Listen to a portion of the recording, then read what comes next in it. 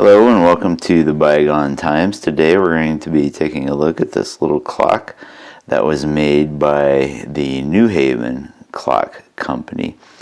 This clock in function probably is a desk clock, could possibly be a mantle clock, a little small. There are some holes, potentially pre-drilled holes or manufactured holes on the bottom that could indicate it was part of a larger sculpture type of a situation. But we'll call it a little desk clock for now. In terms of the history of the New Haven Clock Company, it started as an offshoot of a company from a clock manufacturer named Chauncey Jerome, who was active in the Connecticut area in the middle 1800s. His nephew, Hiram Camp, spun off New Haven Clock Company as an enterprise to provide parts for Jerome's larger company.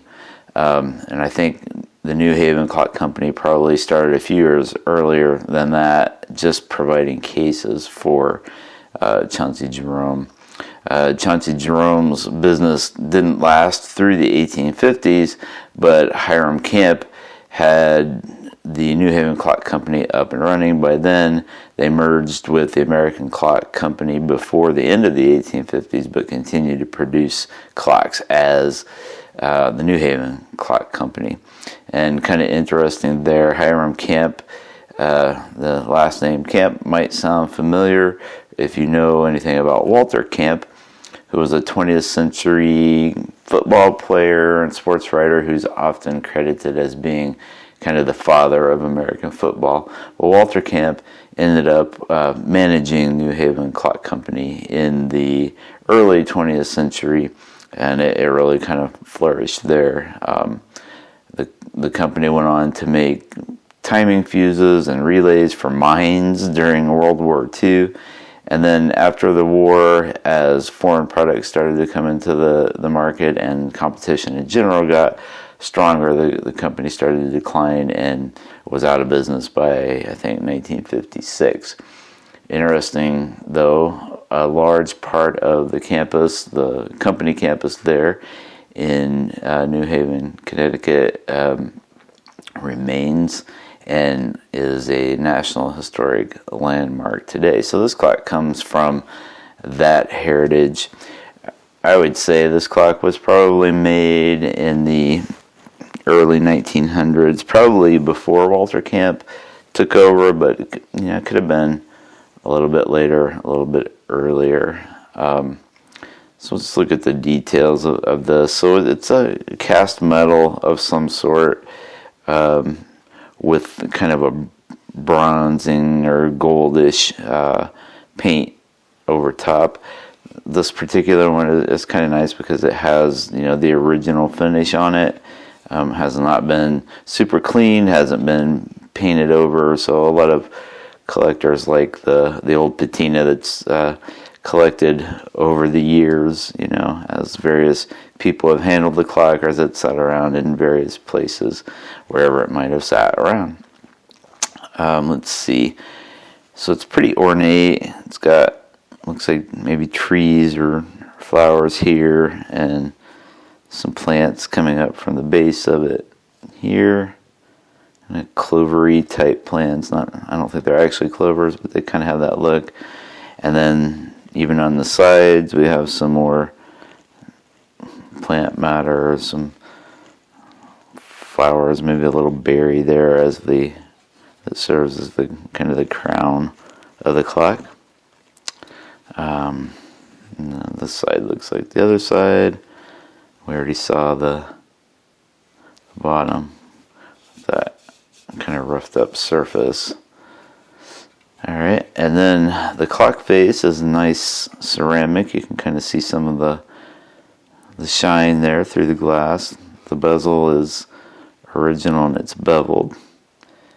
Let's see a little bit of the bevel around the edge there. And then the metal frame is, I guess you would call that like corrugated. You can hear that it's rough and striped, and you can see that too. And then if we look a little closer on the face, you can see the New Haven label there. It's a little hard to see with shadows and things, but this is made by the New Haven Clock Company. And I think it says, yeah, New Haven, Connecticut down in there. And then there's kind of a moon dial or a star dial, kind of an emblem there. And the hands are here. We got the minute hand and the hour hand. So now, the one drawback to this particular clock is that the mechanism seems to be tight. Probably needs a little bit of work. So this is how you would wind the clock. It's not working at the moment. This is a way to throttle the clock if it's running fast or slow. So I think this is the fast end and this is the slow end. There should be some sort of lever here to do that selection. Sometimes the lever will be inside, so you need to stick something down in there to move it, but I don't really see anything there down in this clock. It looks like maybe there's been some solder repair done here, so it's not 100% original, but I bet there's been some internal repairs done, and maybe that was part of putting it back together after that. And then this little knob here is how you set the clock. So you can see it turns, and then if we look at the face as I turn it, you can see the hour hand or the minute hand moves, and then of course the hour hand moves on the 12. In terms of value for this type of clock, if it were 100% original, which is pretty close, and it worked flawlessly, which it's not quite there, it would probably be maybe a couple $100, something like that. Probably in this condition, it's maybe $100 or less, somewhere in that general area. It's going to depend to some degree on where you were trying to sell it or buy it. But I think that's a general range. This is like pretty nice condition, but it's not functioning at this point. So you might be able to pick it up for cheaper than that. And if you were trying to sell it, you might want to see what was going on with the mechanism. So I have not taken that step at this point yet. But it's a pretty neat, pretty nifty little piece of history.